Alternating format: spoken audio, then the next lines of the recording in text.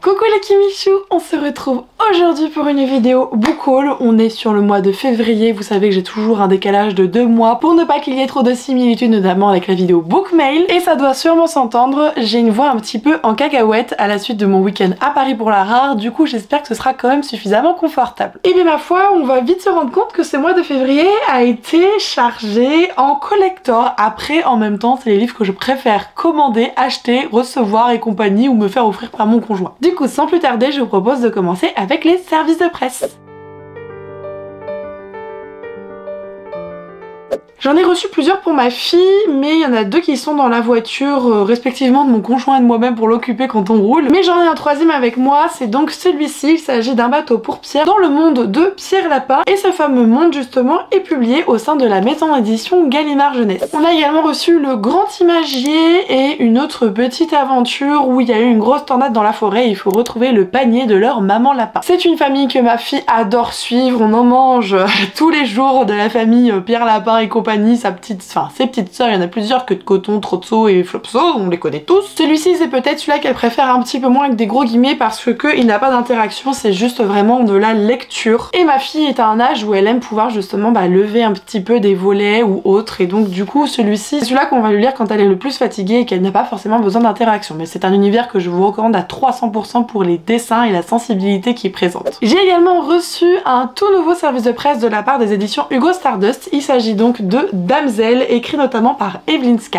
Il faut que je me le mette de côté puisque ce week-end je suis au Festival du Livre de Paris et j'ai un ticket pour rencontrer l'autrice, le but étant donc de lui faire signer ce roman. Je suis en train de me dire aussi que j'ai un audio en cours, mais je devais l'écouter en audio pour pouvoir justement le faire signer par l'autrice, donc il va falloir que je mette en pause mon merveilleux audio. Ce livre a été adapté au grand écran par Netflix. Il y a un film qui est sorti notamment que j'ai vu, que j'ai quand même apprécié moi de mon fait, même si les retours sont un petit peu mitigés à son propos. On est sur une fantasy avec des dragons, avec une espèce de soi-disant dette envers celui-ci. Je vous laisserai découvrir ce qu'il en est. Sachez par contre qu'il n'y a pas de romance, c'est assez rare, mais je préfère vous le dire, c'est une fantasy sans romance. De la part des éditions Corrigan, j'ai reçu ce petit bébé absolument magnifique. Il s'agit donc des Garçons Perdus, le premier tome d'une nouvelle saga écrite par C.M. Stern. Alors là, j'irai extrêmement vite parce qu'en fait, vous avez une vidéo qui lui est entièrement dédiée sur ma chaîne YouTube. Elle sera juste ici si vous voulez avoir mon avis. On est sur des vampires, sur un MM, mais aussi à Londres, et j'assimilerai ça assez au 19e siècle pour situer un petit peu. Toujours aux éditions Corrigan, j'ai reçu la suite de Fire and Frost. Elle s'intitule Le Brasier et c'est de Ellie Blake. Alors là, je pourrais vraiment pas vous dire grand chose parce que je n'ai pas encore lu le tome 1 et le tome 2 étant donc un spoiler au niveau du cucu, je vais pas regarder là-dessus. De mémoire, on est simplement dans un univers où le feu et l'eau s'opposent et il me semble que le feu c'est vu quelque chose comme négatif en termes de pouvoir. Mais en tout cas, dans ces 2 pouvoirs qui sont vraiment ennemis, il va y avoir finalement 2 personnes qui vont devoir s'allier pour pouvoir régler une situation, un problème. Je ne sais plus duquel il est question en l'occurrence. Mais c'est vrai qu'on l'a très peu vu passer. Par contre, les peu de retours que j'ai lus étaient hyper positifs à son propos. De la part des éditions Lumen, j'ai reçu la fin du diptyque de Silence et d'Ombre, à savoir De Lune et de Sang, écrit notamment par Erin Beatty. Ce roman, je l'ai reçu et lu dans le cadre d'une collaboration avec la maison d'édition. J'avais lu le premier tome à l'époque en service de presse et je l'avais adoré x 3 milliards, vraiment c'était incroyable. Ce second tome l'est tout autant, vraiment c'est une saga qui est une claque et pour moi Erin Beatty est une autrice vraiment à suivre. Le premier tome débute sur quelque chose où l'architecture est une thématique extrêmement importante. On suit une jeune fille qui évolue dans ce domaine, mais elle va se rendre compte qu'il y a aussi tout un côté assez fantastique qu'elle ignore, par conséquent parce que sinon on aurait dit fantasy. Le tout avec une espèce d'enquête à la Jack l'Éventreur. Et oui, c'est un sacré mélange, mais ça rend tellement bien. De retour avec les éditions Hugo Collection Stardust, j'ai également reçu ce one shot. Non, je crois pas que ce soit... Non, c'est pas un one shot celui-ci. Il me semble après recherche que c'en est pas un. Dans tous les cas, c'est L'Ombre de la Couronne de Abigail Owen et la couve est canon. En termes de trope, on a une princesse slash reine qui a en fait une sœur jumelle et qui évolue dans l'ombre et qui va se faire passer pour elle lors de situations un petit peu délicates et dangereuses. Et à l'approche d'un mariage arrangé, elle va se faire enlever pensant être du coup sa sœur. On serait sur cette trope de je commence à tomber un petit peu amoureuse de mon bourreau, hein, voilà. C'est vrai que je suis en train de me rendre compte que j'ai reçu 2 Stardust déjà, j'en ai pas lu un. Mais bon, comme je vous ai dit, je prévois de lire Damsel prochainement, ça équilibre un petit peu la chose je pense. Les éditions Cotoon ont fait parvenir une nouveauté, à savoir A Business Proposal, c'est de Narak Perilla et Haewa. j'espère. Vous connaissez peut-être ce webtoon dans la mesure où il a été adapté en plus en série sur Netflix. Une jeune femme va accepter de prendre la place de son amie lors d'un rendez-vous arrangé et ça va être la panique à bord parce qu'en fait c'est son patron. Mais lui ignore qu'elle est son employée parce que c'est une très grande société. C'est donc une situation très délicate pour elle et il faut surtout pas qu'il apprenne qu'elle est donc son employée. Le problème c'est que tout va basculer parce qu'à un moment on va répondre au téléphone et le mec il va lui dire qu'il veut l'épouser au plus vite et là mazette c'est la catastrophe. Alors non, je ne l'ai pas lu, je n'ai pas non plus vu la série Netflix, par contre j'entends que des échos mais absolument positifs à son propos. Du coup j'avoue que si j'ai envie de me faire de petits graphiques un peu chill et compagnie, ça peut être franchement cool. Et j'ai été invitée à un événement organisé par la maison édition Pika en février et j'ai donc pu repartir avec cette édition collector de Twisted Wonderland, la maison Hearts Labule, le premier tome aux éditions Nobinobi. Ça fait partie du groupe Pika mais c'était du coup plutôt dans la collection Nobinobi. Peut-être que vous connaissez un petit peu cet univers qui reprend quand même pas mal de méchants Disney entre autres choses, version un peu scolaire, académique, etc. L'édition collector est donc munie d'un fourreau, du manga effectivement, mais également d'un artbook. Chaque méchant Disney est personnifié, c'est pas juste Hadès, c'est en fait un garçon genre humain qui incarne Hadès, donc il a des petites similitudes avec lui, etc. C'est un univers qui est extrêmement développé au Japon notamment. En France on entend un petit peu plus parler, moi par contre c'était pas encore le cas quand je suis arrivée là-bas, donc autant vous dire que je mettais un peu les pieds dans le plat sans trop savoir où j'allais. Mais j'avoue que cet événement m'a quand même franchement donné envie de découvrir tout ça. Parce que les événements sont donc propices pour repartir avec des livres. J'ai été invitée à un événement aux éditions Pocket, du coup je suis repartie avec, alors c'est 4 tomes là en l'occurrence de la Guilde des Ombres Damnatrices, mais en réalité en version brochée ça correspond au tome 1 et au tome 2. J'étais en train de vous chercher le tome 1, oui il est juste ici donc tout va bien puisque en broché c'est chez les éditions Plume Blanche. C'est un univers absolument incroyable qu'a créé Anatrice, une de mes autrices chouchoutes francophones, je vous le dis direct. J'ai lu que celui-ci pour le coup pour le moment, mais je suis très heureuse de pouvoir continuer parce que je trouve que les formats poche sont hyper propices à une lecture facile pour ce genre d'univers assez riche. On est sur de la dark fantasy donc par contre ça ne plaira pas à tout le monde et il y a de nombreux trigger warnings. Pour faire très simple et seulement pour le tome 1 partie 1, on est sur quelque chose qui peut s'apparenter mais seulement à ce moment-là à Nevernight puisqu'on est dans une école un peu d'assassins, de guilde des ombres exactement. De la part des éditions Rajo, j'ai reçu une très belle bête, elle s'intitule Au plus profond de la forêt et c'est écrit par Holly Black et j'ai eu la chance de recevoir l'édition collector. Je vous avais dit qu'il y en avait quand même pas mal ce mois-ci, je vous montre en dessous parce que on a beaucoup de mal à définir la couleur de ce vert qui est magnifique, nous sommes d'accord, mais comment est-ce qu'on va l'appeler? Pour moi c'est pas sapin, c'est pas vert forêt, je sais pas du tout qu'est-ce que c'est. On est sur une nouvelle saga de l'autrice qui ne rejoint en rien l'univers du Prince Cruel, donc si c'est une saga qui ne vous tentait pas ou que vous n'avez pas eu envie de commencer celui-ci parce que vous êtes dit que c'est un lien avec l'univers du Prince Cruel, et bah non, sachez que vous pouvez y aller, y a pas de problème. Par contre on est toujours sur les failles, hein, parce qu'elle adore écrire Holly Black sur des failles. Et pour terminer avec le service de presse, j'en ai reçu un. Comme ça, je l'ai récupéré à un événement littéraire. Il s'agit de Dead Garden de Cassandra O'Donnell chez Flammarion Jeunesse dans sa version collector. Et quel collector? Parce qu'en fait, même si je montre le jaspage dans mes cagettes, le dos, juste le dos, c'est trop compliqué de réussir à montrer... je vais vous montrer pourquoi je rigole d'ailleurs. Mais c'est compliqué en fait de choisir à chaque fois comment présenter un titre. Je vous montre du coup ce qui m'a fait rire, c'était les photos de la soirée, voilà. Celle-là elle est pas mal.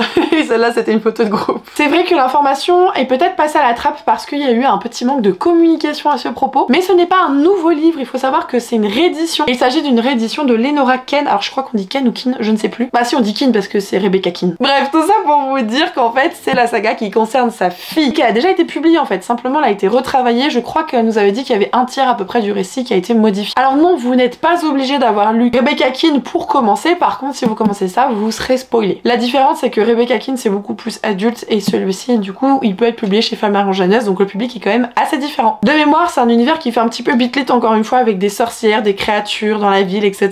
Mais j'en sais pas plus parce que comme je vous ai dit c'est une espèce de saga spin-off slash suite et comme moi j'aimerais bien lire Rebecca Kin, je me suis pas renseignée davantage. On en a terminé avec les services de presse et je vous propose donc de passer à ces merveilleux cadeaux qui vous attendent.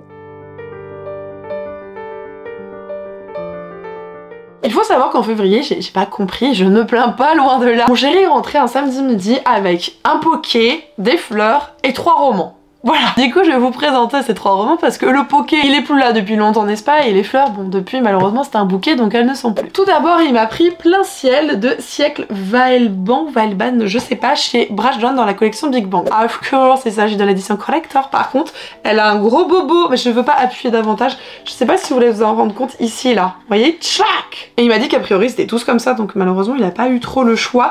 J'avoue que j'en sais pas grand-chose parce que quand j'ai discuté avec Louise de Rêve ta vie en lecteur lors du salon du livre et de la presse jeunesse de Montreuil, je lui avais glissé l'information comme quoi qu'en fait la maison édition aimait beaucoup ce titre qui allait paraître et que peut-être il y avait moyen de faire quelque chose autour. Elle avait donc été voir l'équipe Brajlon, il s'est passé des choses, bref, il y a eu une merveilleuse chasse aux livres virtuelle qui était organisée par Louise en collab avec la maison d'édition. Mais entre temps forcément elle avait lu ce roman et je l'ai vu à la soirée organisée par les éditions Page Turners pour les sœurs Wickwood. Et du coup je lui ai demandé un petit peu son avis sur ce bouquin. Et elle m'a dit, bah écoute franchement il est génial, il fait un peu perché quand même et il me fait beaucoup penser à la Passe Miroir, je le trouve vraiment trop bien. Elle m'a dit Passe Miroir, elle m'a dit Carla Café, du coup je l'ai mis dans ma wishlist et mon amoureux est passé par là. Du coup si vous l'avez lu n'hésitez pas à me faire un retour, peut-être un petit peu plus détaillé sans trop parce que je trouve que des fois c'est important de ne pas avoir non plus trop d'informations. Le deuxième roman qu'il m'avait pris c'est Une briquette de l'espace et encore une fois un collector. Spoiler, il n'a pris que ça. Il s'agit de L'Empire des damnés de J. Christophe aux éditions de Saxus. Alors oui c'est un second tome d'une saga, c'est vrai, dont je n'ai d'ailleurs pas débuté malheureusement, voilà le premier tome, vous avez tout. Et de vous à moi, c'est J. Christophe quoi, donc y a pas de problème. J'adore ce mec, j'adore ce qu'il fait, autant en young adult quand il co-écrit avec Amy Kaufman, autant en adulte avec par exemple Nevernight. Et en fait je veux pas commencer cette saga tant que j'ai pas fini Nevernight, il me manque le 3e tome que j'aimerais vraiment lire là prochainement, mais j'ai déjà beaucoup de collabs donc c'est ça qui passe en priorité pour l'instant. Je sais qu'il est très sombre à l'Empire des damnés, je crois peut-être même plus sombre, oui parce qu'il avait même dit que le tome 1 il avait écrit une scène qui l'avait tellement foudroyé et genre choqué qu'il avait dû mettre le manuscrit dans le bureau et faire une pause avant d'y revenir quoi. Vous imaginez la scène?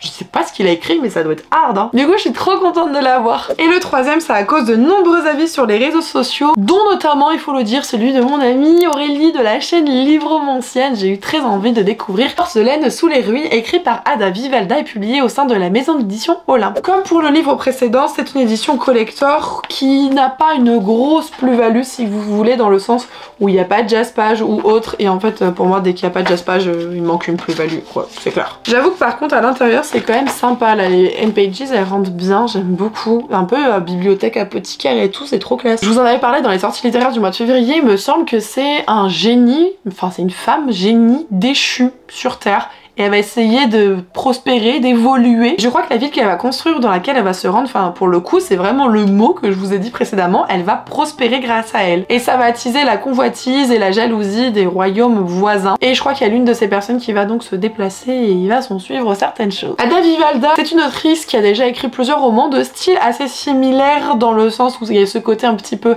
peut-être poésie, j'imagine un peu fantôme, sorcière, etc. Mais je sais pas, c'est celui-là qui me donnait le plus envie. Elle est d'ailleurs traductrice, je crois, pour la maison édition, si je dis pas de bêtises. Mais bref, à cause de ces merveilleux avis, j'ai eu très envie de le lire et heureusement, bah monsieur est passé. Mais il n'y a pas que mon chéri qui a fait des folies en février. Et oui, il y a également vous, puisque vous m'avez offert le premier tome de la saga Chimère de Braise et de Rêve de Ninon Iris H en auto-édition. Ce roman, c'est Johanna de la citadelle de mes lectures qui me l'a offert parce que j'ai eu la gentillesse de la ramener à son hôtel lorsqu'on était à Paris. Alors clairement, elle ne me devait rien, je voulais pas pour l'essence, je voulais rien du tout. Elle a dit non mais t'inquiète, il y aura un truc dans ta boîte aux lettres. J'ai dit non, si du coup. C'est un récit qui me fait très envie, c'est une autrice que j'aime beaucoup suivre sur les réseaux sociaux, elle a une manière assez dynamique, peps et fraîche de présenter, de donner envie de lire ses romans. Ici on est sur un récit de harem inversé et je sais qu'apparemment pour les amoureux de l'univers Le sang et la cendre de Jennifer Armentrout, ça risque grandement de nous plaire. Bon, j'ai pas lu celui-ci de l'autrice, mais pour autant je suis trop curieuse de découvrir cette petite baie. Je sais pas si tu passeras par là Johanna, mais si tu me refais ce coup là, plus jamais je te laisse monter dans ma voiture, mais merci quand même. On continue avec un cadeau de Julie qui me gâte mensuellement, c'est affolant. Elle m'a pris en poche Comme 2 gouttes de sang de Nicolas Nuten chez les éditions Pocket. Et oui, on est sur un thriller, j'en lis peu, mais il y en a certains qui m'attirent beaucoup et celui-ci avait des retours absolument incroyables. Bon, je sais qu'on a une ellipse temporelle où 2 enquêtes vont être mises en parallèle et il y aura un lien entre celles-ci. J'ai pas cherché plus loin, c'est comme à l'époque quand je me suis lancée dans Nicolas Beuglé, je l'ai vu en librairie, j'ai lu le cucu, j'ai dit bon ça a l'air cool, on y va et ça a été ma plus grosse frappe. Du coup, j'ose espérer que celui-ci pourra peut-être susciter un espèce d'intérêt ou une frénésie similaire similaires, franchement je ne recherche que ça. Encore merci beaucoup Julie pour tes nombreux présents, ça me fait toujours chaud au cœur. Et il faut bien conclure par les achats et vous allez voir, j'en ai que 2 et en réalité les 2 n'ont pas été faits au mois de février. Qu'est-ce que je vous prépare ?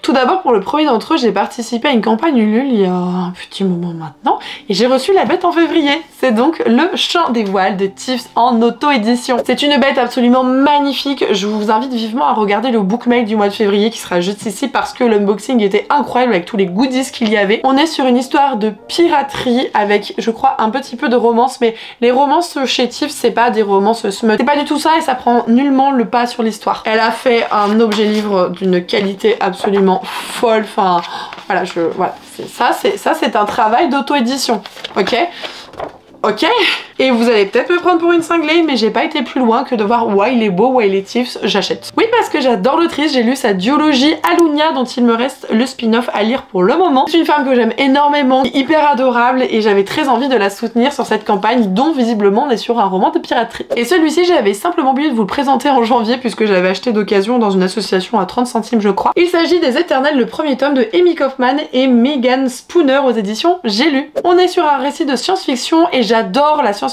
qu'a écrite Amy Kaufman avec notamment J. Christophe, à savoir Aurora Squad. Du coup j'avais bien envie d'en avoir une autre sous le coude, même si c'est vrai que j'ai déjà également Illuminae. Enfin bref, je sais que les retours sont très cool même si on la voit plus trop passer cette saga. Et bien voilà les Kimichou, cette vidéo est à présent terminée. J'ose espérer qu'elle vous aura plu et qu'elle vous aura permis un petit peu de découvrir des titres ou de vous dire ah oui celui-là c'est vrai que j'ai dans ma pile à lire, il me fait vraiment envie, je vais peut-être le sortir bientôt. Je vous remercie comme toujours de me soutenir et de regarder mon contenu, de le partager, de le commenter. C'est vraiment grâce à vous que je peux faire ce métier et j'en suis vraiment reconnaissante et chanceuse. D'ici la vidéo de ce week-end, je vous souhaite de belles lectures et surtout prenez soin de vous.